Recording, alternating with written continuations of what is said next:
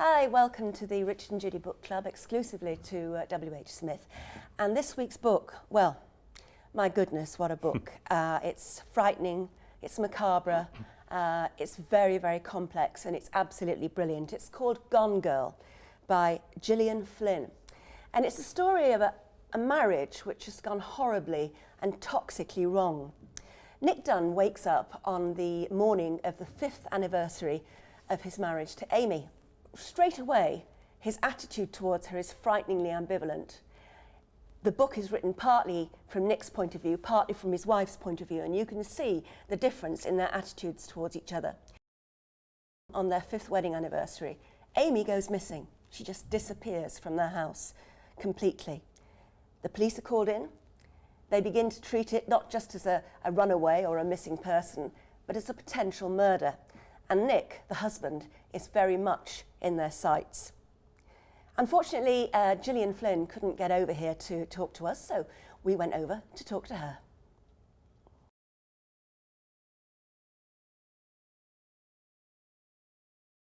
I knew I really wanted to get into marriage, and I knew I wanted to create kind of almost a marital thriller, like a thriller told through the lens specifically of a relationship and the things that we kind of do to each other during relationships and the power plays of it. And I liked the idea of marriage as a really long con, sort of like that we start any sort of relationship by putting our best self forward.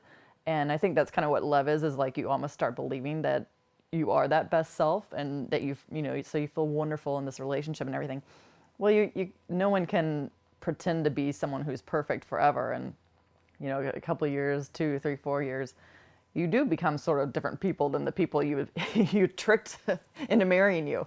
And so I wanted that to take that to a really intense high degree and that these two people fell madly in love with each other and then found out that they were madly not supposed to be together. And to tell it, so I knew I wanted that structure and I wanted it that he said, she said back and forth.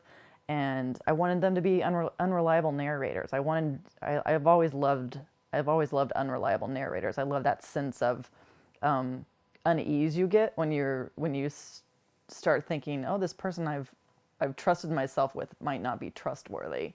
And so as you go forward, you really have to kind of decide who's telling the truth. Is it Nick telling the truth that he didn't kill his wife, or is it Amy, leading you to believe certainly that things, are not as Nick is presenting them?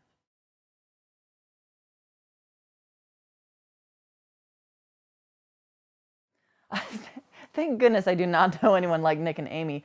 But what I wanted to do is make them feel believable. I think it's really important. This is kind of it's a big story. It kind of deals with all sorts of issues about marriage and everything. So I wanted everyone to at least feel that they could empathize with them and kind of understand where they're coming from, even as you begin to suspect that things are very awry in their marriage. Nick has a little bit to do with me because I also, I started life as a journalist myself and very immersed in pop culture. I wrote for Entertainment Weekly for many years here in the States. And so he also is one of those people. He tends to filter everything through the lens of pop culture. Even as his wife is missing, he's thinking, oh, this is sort of like a police episode that I saw. And so he gets that from me. That part's a little bit like me, but otherwise, thank goodness, no, I don't know too many people that are exactly like them.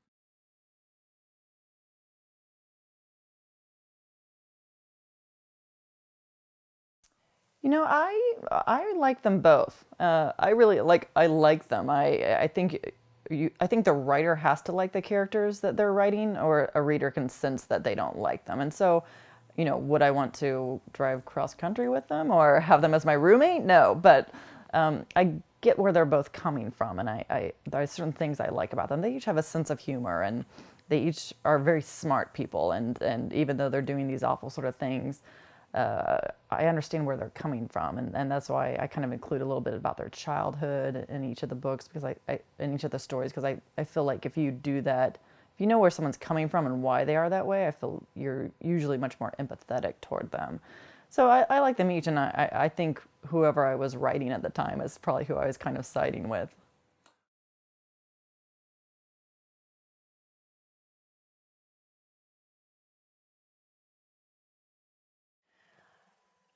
I didn't care if they are redeemable, I guess is the answer to that question. I didn't seek to make them irredeemable or not. I think they are actually redeemable characters for me.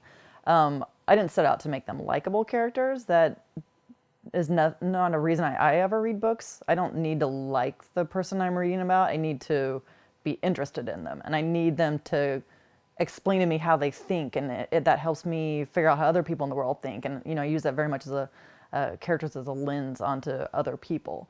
And so I don't need a hero's quest, or I don't need to actually be rooting for the character, but I need to understand them. And so to me, Nick and Amy had to be the way they were, because otherwise they wouldn't have gotten themselves in the situation that they find themselves in. So they kind of had to be the way they were, but I find them quite enjoyable.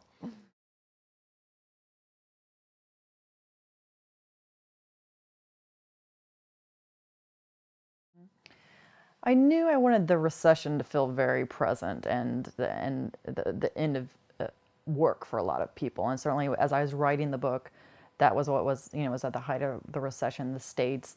I had just lost my job. I'd been laid off. And so Nick has that in common with me again. It's that sense of, well, if you can't do what you thought you were going to do the rest of your life, what that takes away from a person.